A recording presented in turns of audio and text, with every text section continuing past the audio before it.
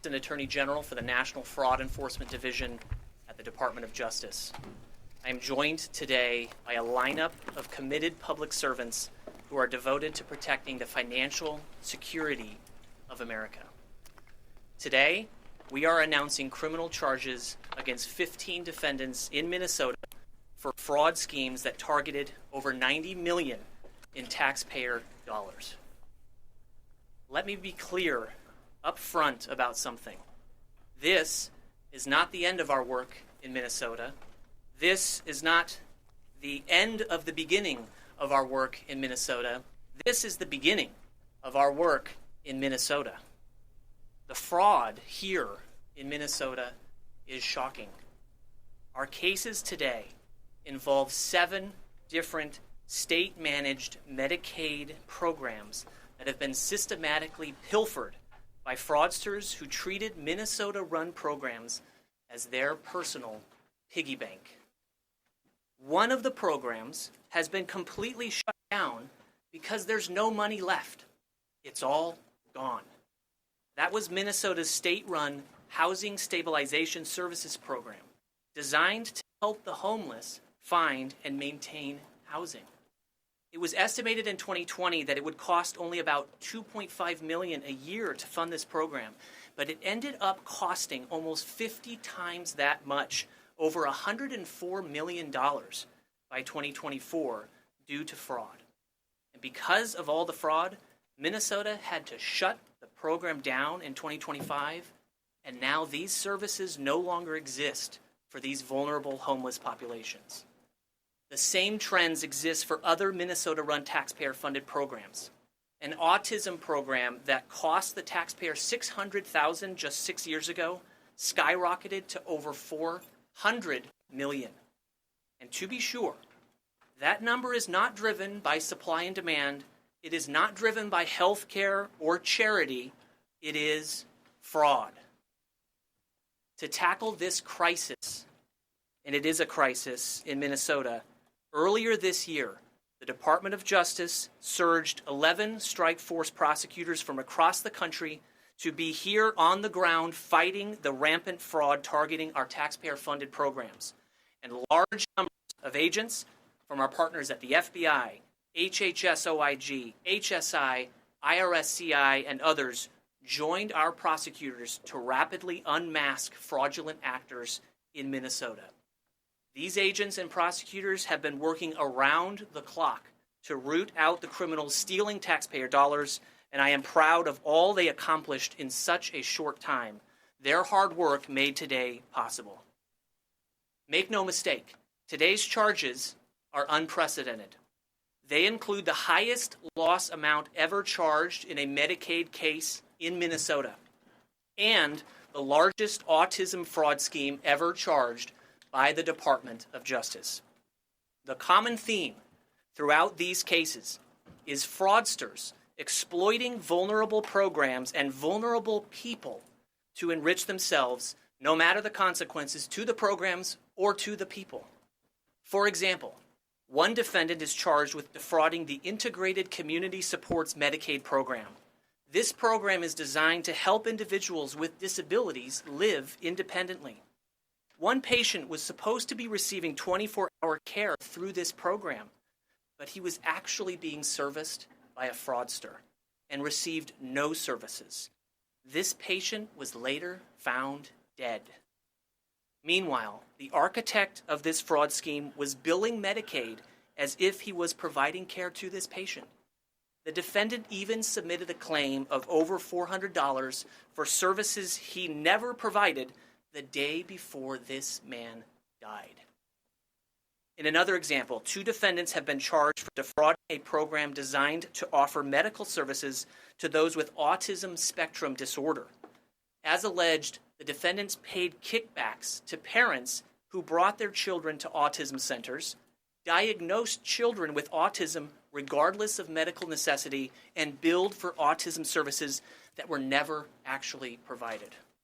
In one final example, 2 defendants have been charged in an over $22 million fraud scheme involving the Individualized Home Supports Program. This program was meant to support disabled individuals who wanted to live in their own homes.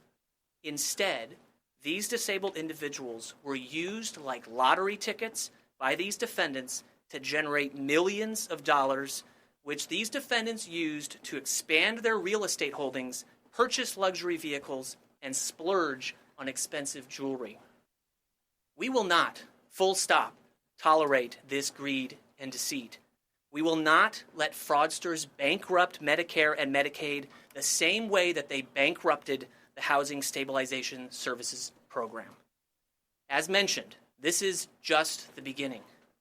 With the support of President Trump, Vice President Vance, Acting Attorney General Blanche, Chairman Ferguson and the White House Anti-Fraud Task Force, Secretary Kennedy, Dr. Oz and his team, and the entire federal fraud-fighting apparatus, the Department of Justice will continue expanding our reach across the country to pursue all fraud, no matter how large, no matter how small, no matter how hard. Since April 1st, DOJ's Fraud Division has announced over 450 fraud enforcement actions nationwide, representing billions of taxpayer dollars. And this week already, we're delivering results coast to coast with a trial conviction in Brooklyn involving a $40 million drug distribution and fraud scheme, and a trial conviction in Los Angeles involving a $40 million Botox injection fraud scheme. To expand our reach, we are announcing today the expansion of the healthcare fraud Midwest Strike Force to Minnesota and the hiring of 15 additional prosecutors dedicated to combating Medicaid fraud nationwide. These additional resources will ensure that the DOJ's Fraud Division will be better equipped to stop fraud and hold criminals accountable. My message to the Minnesota community and to all of America is this: if you see something that seems too good to be true, tell us. In some areas, such as in the daycare prosecutions we announced today, a culture of fraud has taken root, where child care centers even offer kickbacks to parents to enroll their children. If something sounds good to be true, it is. Do the right thing, speak out, help us win the fight against fraud. And now my message to the fraudsters is this: eat, drink, and be merry today, because your days of frolicking and freedom are numbered. We are doing everything we can to find you. And when we do, we will prosecute you. And we will claw back every dollar you have stolen from the American people.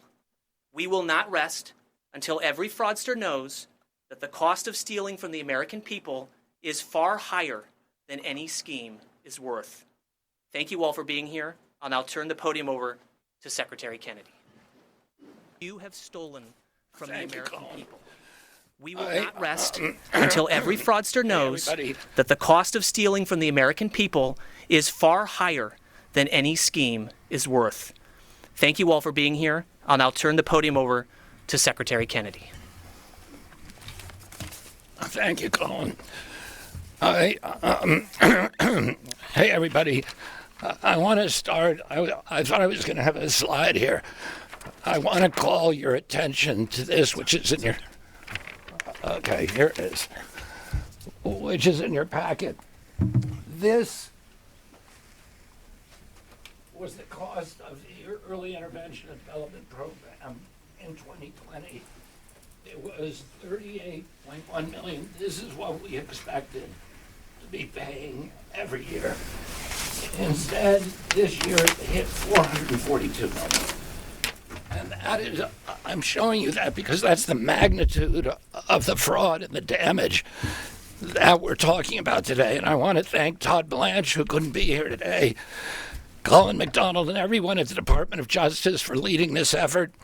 I want to thank also the FBI, who you're going to hear from in a little while, the HHS Office of Inspector General, CMS, and especially Dr. Oz, the White House Anti-Fraud Task Force, and Vice President Vance, and the investigators and law enforcement personnel whose relentless work made today's action possible.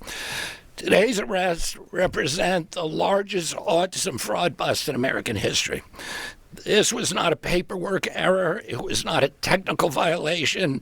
This was organized theft that exploited the most vulnerable children in America. Deceived families stole taxpayer dollars meant to help children with autism access legitimate care and support. Investigators uncovered brazen schemes that billed taxpayers for non-existent services, fraudulent diagnoses, and fake care, while criminals enrich themselves at public expense. Every fraudulent autism diagnosis steals time, care, and resources from the children for whom this program was denied and who desperately need this care. Families with autistic children already face enormous challenges navigating therapies, specialists, and support systems. Fraud makes those barriers even steeper. America is facing a real autism crisis. Today, approximately 1 in every 31 children is diagnosed with autism spectrum disorder. Medicaid finances a significant share of autism-related services nationwide, and spending has risen dramatically over the last decade, and a lot of that spending is because of fraud. When criminals exploit these programs, taxpayers lose billions, and vulnerable children lose their access to care. Healthcare fraud now costs the United States tens of billions of dollars every year. Some estimates place the broader cost of healthcare fraud and improper payments at $100 billion annually. That fraud drives up healthcare costs for all Americans. It weakens public trust. It drains taxpayer resources and threatens the long-term stability of both Medicaid and Medicare. If we fail to confront the fraud aggressively, these programs will not survive for future generations in the form Americans rely upon them today. Under the leadership of President Trump and Vice President Vance, this administration is carrying out the most aggressive anti-fraud effort in American history. And I want to be clear, this is an extraordinary bust today, because these kind of operations usually take many years, sometimes a decade. This was executed with a precision and speed that is unprecedented in the history of law enforcement. And it's unprecedented now, but under Vice President Vance's leadership and President Trump's direction, we are going to normalize this speed.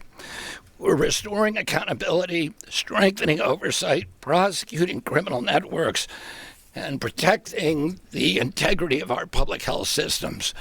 We will not allow criminals to treat children as billing opportunities while American taxpayers foot the bill. This administration will continue rooting out fraud because every stolen dollar is a dollar taken from a child, a parent, a senior of a family who desperately needs help. We're going to protect these programs and protect vulnerable children and restore integrity to the American healthcare system. And now I want to introduce the United States Attorney Rosen.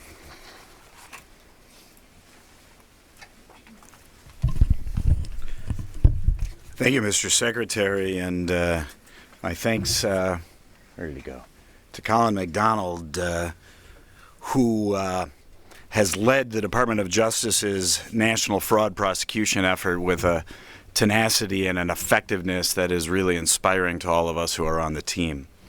Here in Minnesota, we have the unfortunate distinction of bringing to being the place that brought to national attention the fraud committed against governments across the United States, governments that turned the other way either deliberately or negligently while it was happening under their noses. The numbers that we have here in Minnesota are enormous, but I'm happy to tell you that we have more prosecutors prosecuting fraud, more law enforcement resources investigating the fraud, and we are identifying and investigating and prosecuting fraud at a pace that is unprecedented here in this state. I am happy to report to you all, although I imagine many of you know that just a short time ago this morning, Amy Bach cornerstone operator in the Feeding Our Future fraud, was sentenced by Judge Brazel to 500 months in prison. That's 41.6 years. While Feeding Our Future, while that fraud in and of itself was breathtaking, the truth is Feeding Our Future is only a start, and we believe it's only a small fraction of the fraud that is actually ongoing here in the state of Minnesota. And I can say, so Secretary Kennedy and Dr. Oz, it's my pledge to you that we're going to do our best to deter future thefts from your department and from your agency, to recover as much of the losses as we possibly can, and to put the thieves here in Minnesota into prison. And with that, I give you Chairman Ferguson.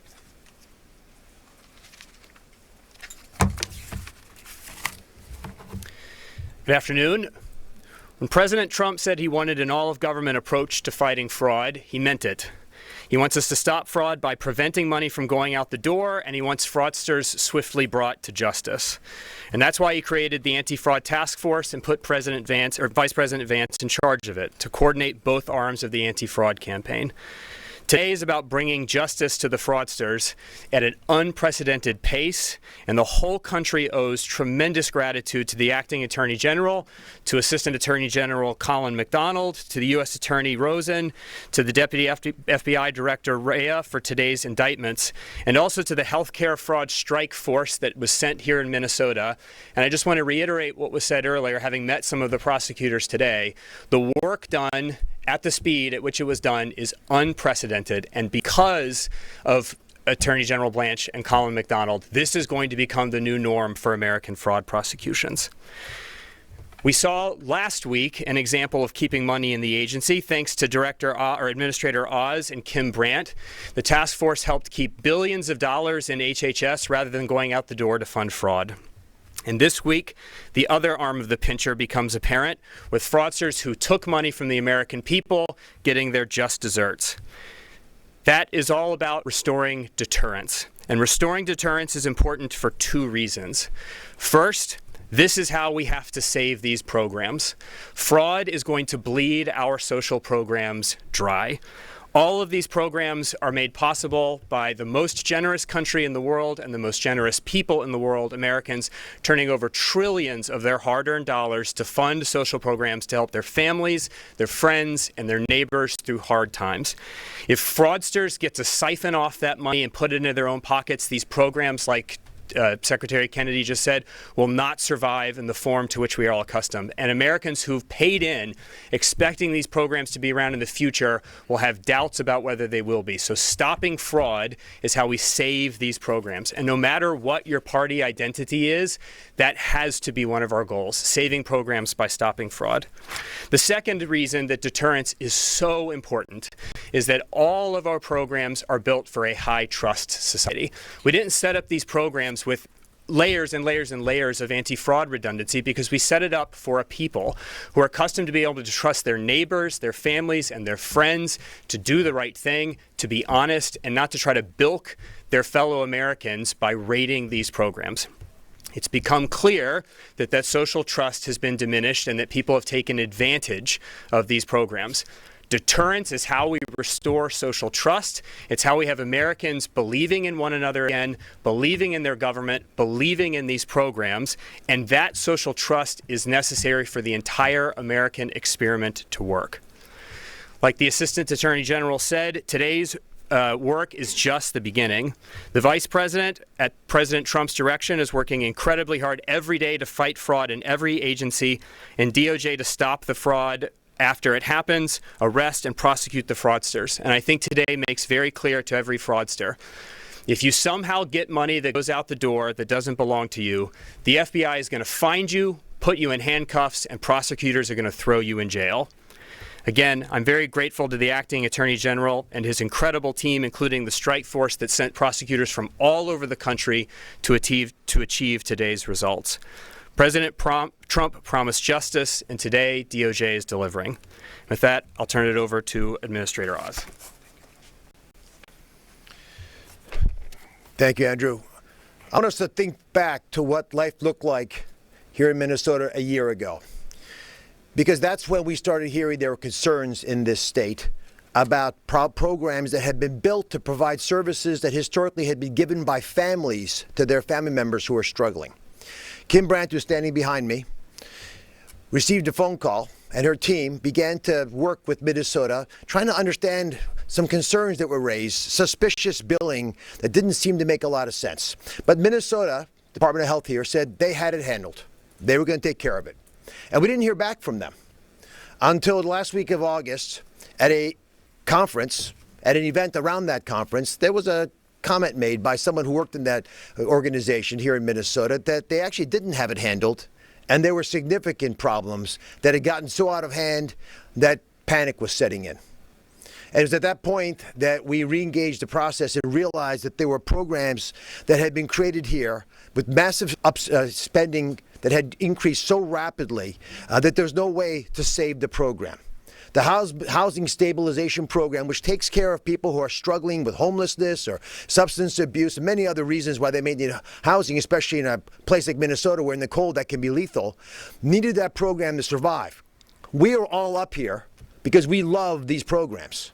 Medicaid is the fundamental payer of last resort for our most needy, most vulnerable citizens. And when we're unable to keep these programs alive because of fraudsters, it hurts all of us deeply. And that's what happened here in Minnesota. Housing Stabilization Program, which had gone from a tiny little program to over $100 million of spending just to find someone on the streets a place to stay, which had been doubling in its expenditures annually, was shut down. Now, these are not the outcomes that we desire, but when you have to force a shutdown, it's an issue. Now, along that way, Nick Shirley, I just noticed standing there, came and started doing videos. I want to call out the folks who are angry and frustrated about this. Thank you, Nick. Who want to, perhaps if you want to serve, come join us. But if you can't serve, do what you can to shine a light on these cases. And with lots of folks beginning to tell us more and more of the different clues that we were able to put into a larger quilt to understand the magnitude of the catastrophe happening here in Minneapolis and Minnesota in general, we began to take action. Now, I want to point out that a lot of this started during COVID. If you're asking how and why, COVID led to a general abandonment of principles around protecting these programs. The corruption that ensued grew rapidly. Total Medicaid spending has increased by 50%. Since the start of COVID, 50% increase. Spending on prescription medications quadrupled in the last 6 years. Now, the president can work hard, and he has, to deal with fraud, and he made the most favored nation drug pricing a reality because it's going to save the American people $600 billion. But you cannot keep up with fraud if we're not actually getting it at the root cause of it, which is when states do not police their own systems. And so because COVID caused a lack of oversight, and because agencies like mine were gutted in their ability to provide program integrity, we have allowed this monstrous, outrageous increase in spending, which does not benefit anybody, to increase. The 15 arrests today, netting $90 million, is a very important symbol because it's a shot across the bow. And we've all going to say this in our different ways, but I'm telling you, if you're a fraudster, do not walk away from this press conference. Run. Because we are coming after you. We have lots of weapons to be able to use in order to accomplish that. The kinds of reprehensible behavior that we've identified with individuals bribing parents to lie that their children have autism, will carry that diagnosis for the rest of their lives. As a physician, that bothers me to my core. Not only are we selling our licenses as doctors when we allow this to happen, we're selling our souls, and there were doctors involved in some of these issues as well. It's rampant failure of this program is addressable, but we've got to be able to deal with it from within. There's a whistleblower. Her first name is Faye. She's on Capitol Hill today testifying, I believe. But she's spoken to me about the fact that there was a general fear within the health agency here of being called the racist. A fear that you'd be politically inappropriate, politically incorrect, and that's fear is what stifled much of the action that should have taken years ago and taken place in an effort to prevent why we're here today. But we will keep coming back and we will keep helping. So let me announce a few things that we are doing specifically on the Secretary Kennedy's leadership at HHS within CMS. We have deferred, as many of you know, $350 million to the state of Minnesota based on two sequential reports from the state of its spending over the last 2 quarters. This is all, again, money that we are going to defer because our job is to protect the federal taxpayer. And as Minnesota is able to justify some of these expenses, we will discuss these. We've also asked for a revalidation of all of the high-risk providers. Again, these are providers providing services for the kinds of things like driving someone to the office or carrying the groceries upstairs, things that, again, your family would often do for you. These of the 5,600 people who are being revalidated, the state has told us as recently as May 7th that only 40% have responded, rather 40% have not responded, or their responses are clearly inadequate. We believe that by the end of this month, which is the deadline, that half of these providers may no longer be allowed to provide services. That is a lot of people doing things to other human beings that are not supposed to have been able to do them. Again, that is the humanitarian risk that we're facing. We're here to fix these problems. We love these programs, but we're going to crush the fraudsters who threaten with corruption the foundation of the social safety that we have built in this wonderful nation over the last 60 years since the foundation of Medicaid and Medicare. We're going to make as many visits as we need to Minnesota. I've been here. I'll come back. So is everyone else on this panel. And my colleagues at OIG, DOJ, FBI, and many others share our passion. Chris, to the FBI.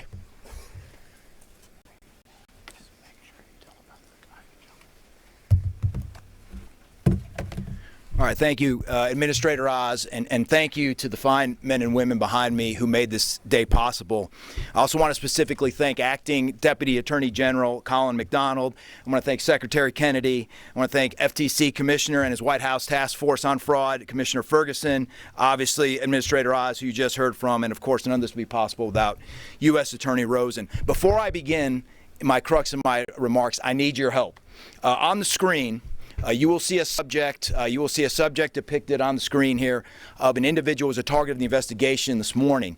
That individual is currently on the run after having jumped out of a fourth-story balcony. I want you to get a good look at him right now. You'll see him. You'll see him running here. He is currently on the run.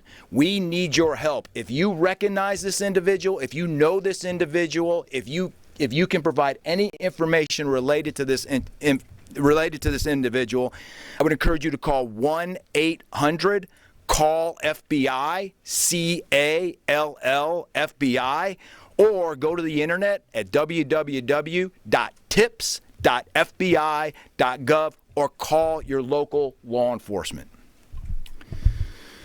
Obviously, this morning, our partners have gone into a lot of the details of today's charges, so I'll try not to repeat what was already said.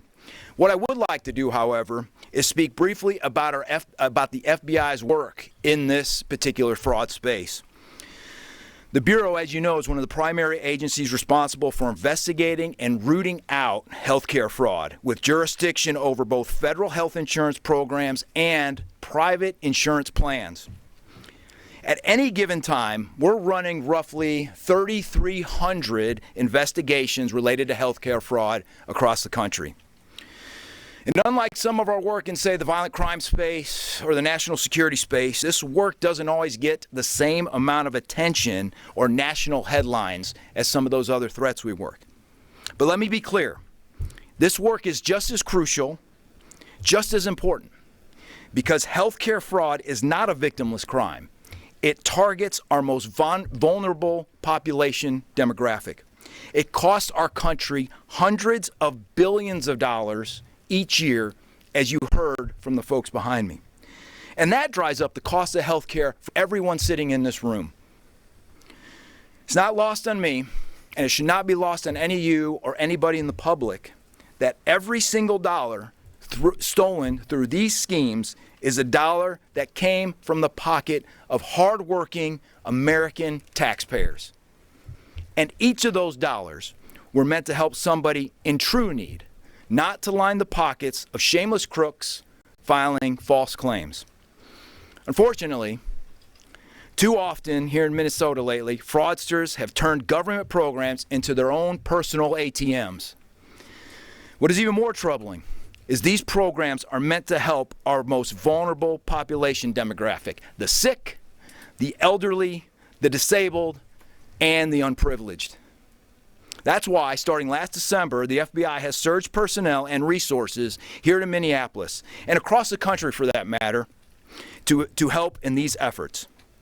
These charges we're announcing today are a direct result of those efforts.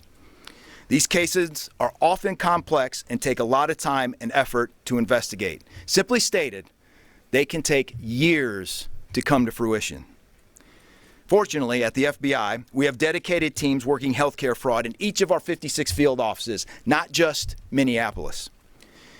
We've also got specialized teams of agents, intelligence analysts, data scientists, and forensic accountants that we deploy to support these cases, just like we deployed here in Minneapolis.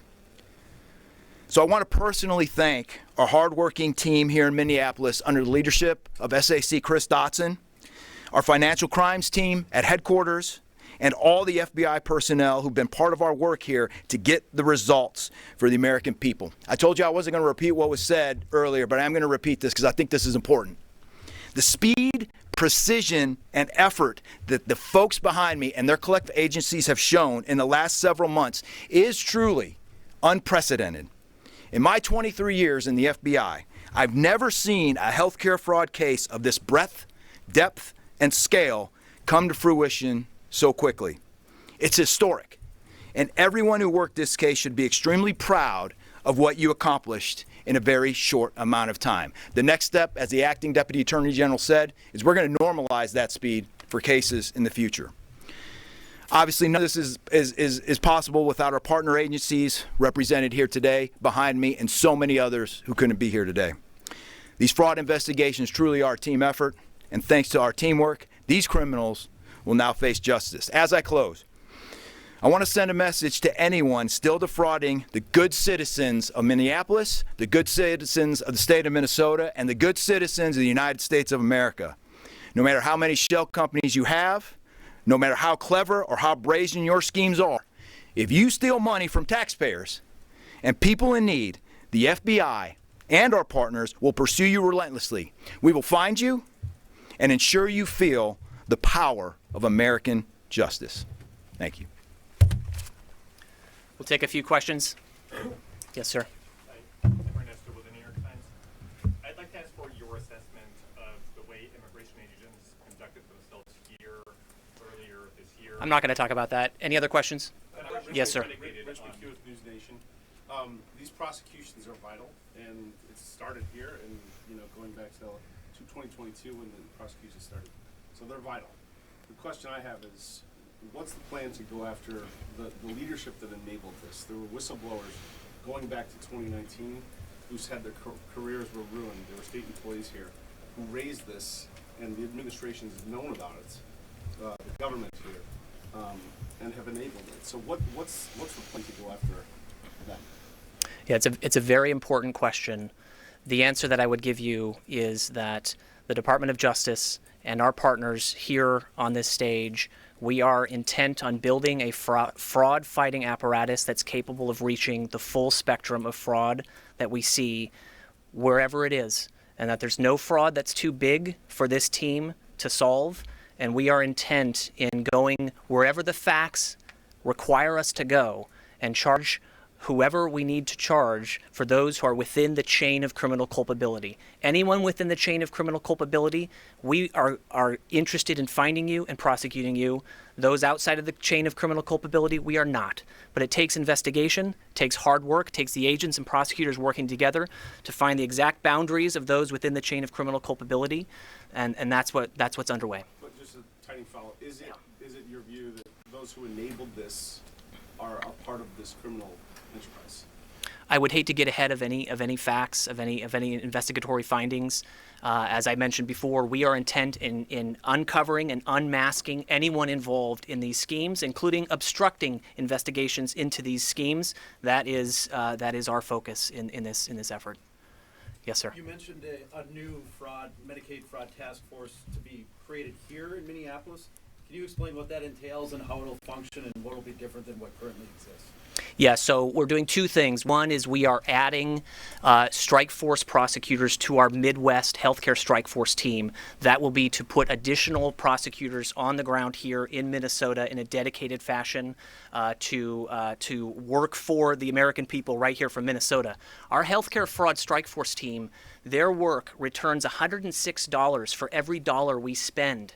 The ROI is 106 to 1 for the work of these healthcare strike force prosecutors. So that's what we're doing there. The second thing is to build out a completely new Medicaid strike force team.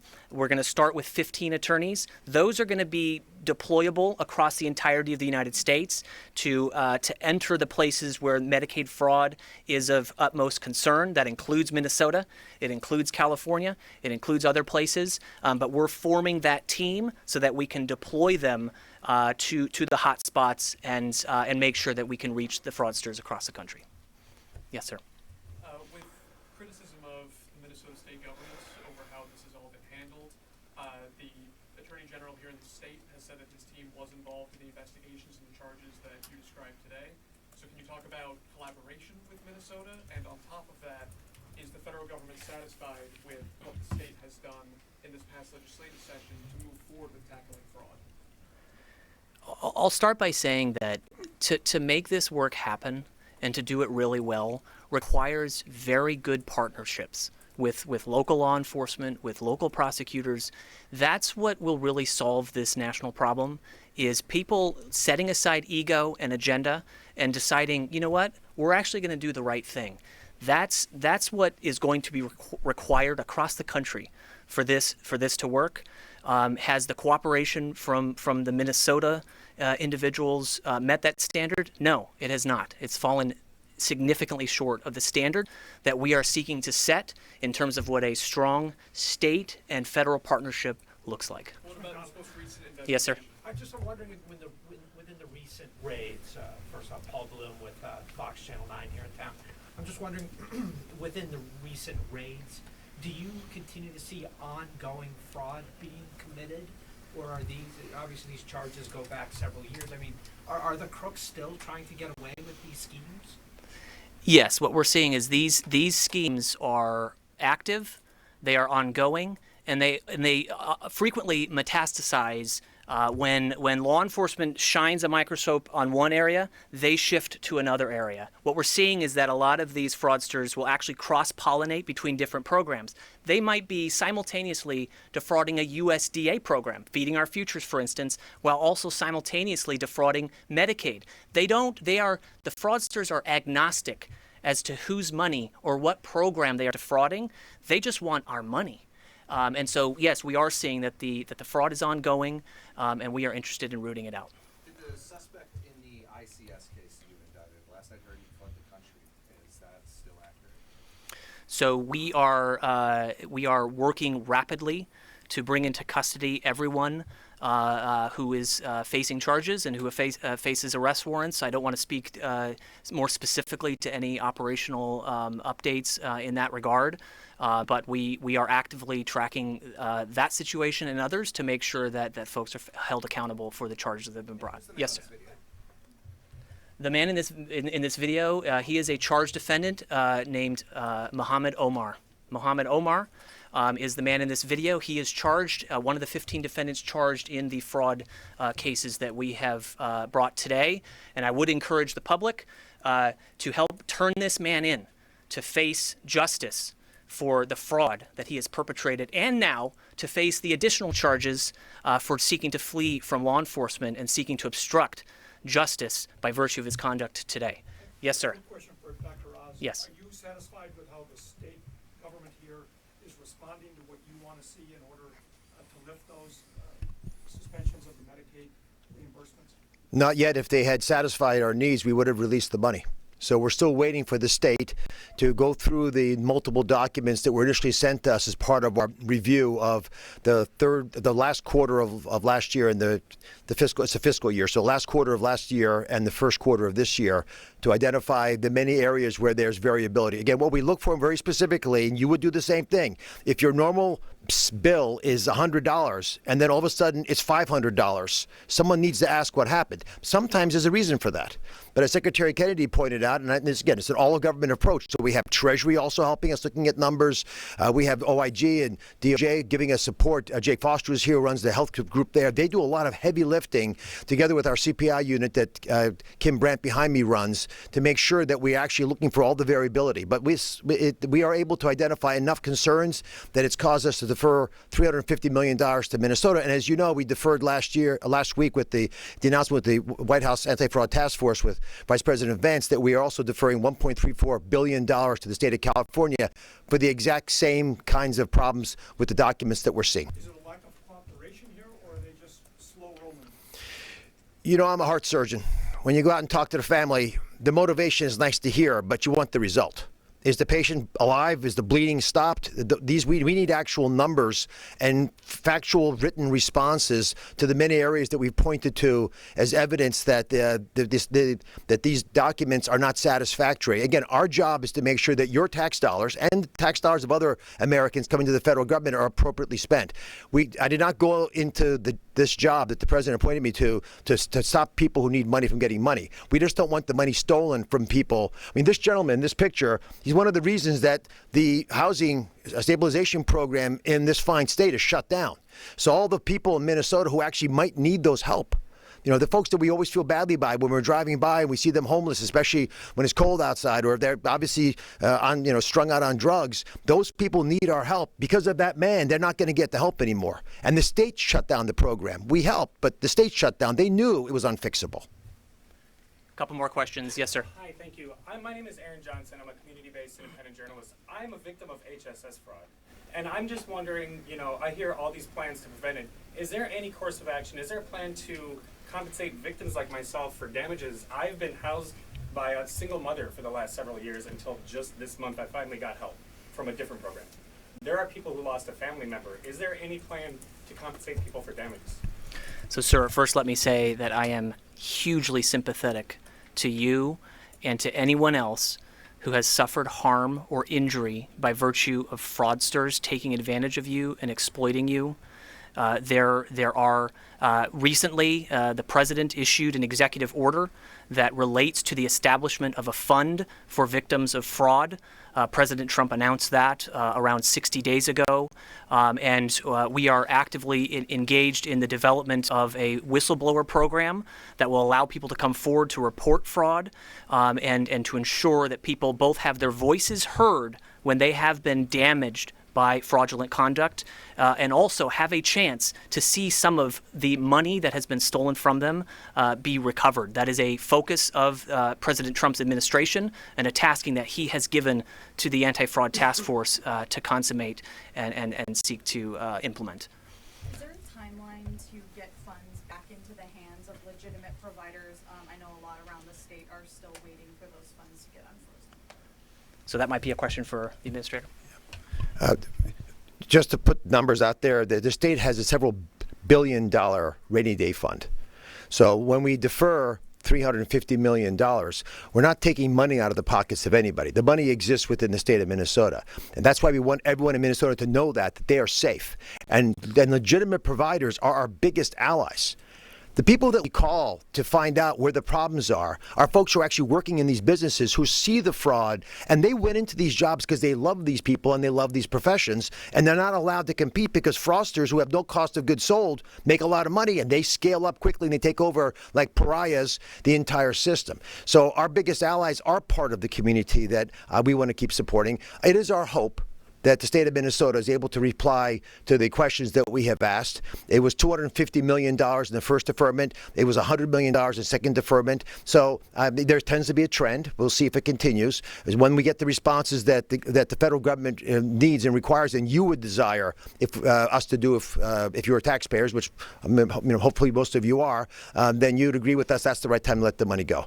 I am very sorry that you were caught up in this, but this is an important story that you're sharing. We didn't talk about it in much detail, but there was a man who passed away, and as was discussed by Colin, there were bills sent to the government for monitoring a dead person. I mean, I thought I'd heard it all because we're selling insurance policies through brokers to dead people, and quite a few times, unfortunately. I've never heard of us being billed for someone who died who was supposed to be monitored. But that's how egregious this has become. Yes, ma'am.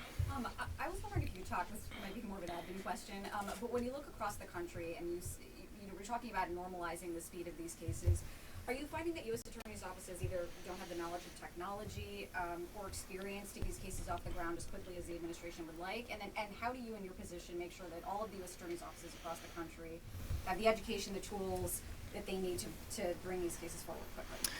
The U.S. Attorney's offices are proving that they are the best that America has to offer when it comes to prosecutors and capabilities to bring investigations, to move them forward rapidly. What you see today is the result of the collaboration between the U.S. Attorney's Office here and our healthcare strike force team. Prosecutors across the country are equipped, they are resourced, and they are ready to implement the type of speed that we've seen here and to replicate that across the country. Yes, sir. There was a pretty well-publicized exodus of prosecutors from the DOJ office a few months ago. I just wanted to know how that exodus impacted this work. I would start by saying that the work of this office in the last 5 months has been historic, both on the reactive cases that this office successfully brought to bear, but also the fraud cases that you're seeing here, bringing to fruition charges at a rate never before seen. Mr. Rosen might be able to speak with even greater specificity, but I would say that the U.S. Attorney's Office here is in fantastic hands. The leadership here has cast a vision of one that is making sure that the public is safe and secure and that taxpayer money stays in the taxpayer's pocket, and that's due to the fantastic leadership of U.S. Attorney Rosen. We'll do one final question. Yes, sir. Max Nestor, Minnesota Reformer. President Trump has granted clemency to numerous individuals who have stolen hundreds of millions of dollars in Medicaid funds. Can we expect Amy Bach or any of these folks to be shown the same mercy in the future? I'll take a different question as the final question. Yes, sir. In December, the U.S. Attorney here, Joe Thompson, estimated the fraud at, I believe it was $9 billion over, I think it was 14 different programs. Several weeks later, Governor Walz slammed that as hyperbole. I'm wondering if you could clarify if the number is in fact $9 billion or it's grown. So I don't have the exact number because what I do is I look at individual people committing individual crimes, and at the end of all of our work, we'll tally it all up and we'll tell you exactly how much was stolen from the American people. We're focused on individual defendants. The fraud is enormous. I wouldn't be surprised if that number is accurate or even small. But today, the collection of cases reaches 90 million in intended loss from the pockets of the taxpayer. And like I said, we're just getting going. This is not the end of the beginning. This is the beginning. Thank you all.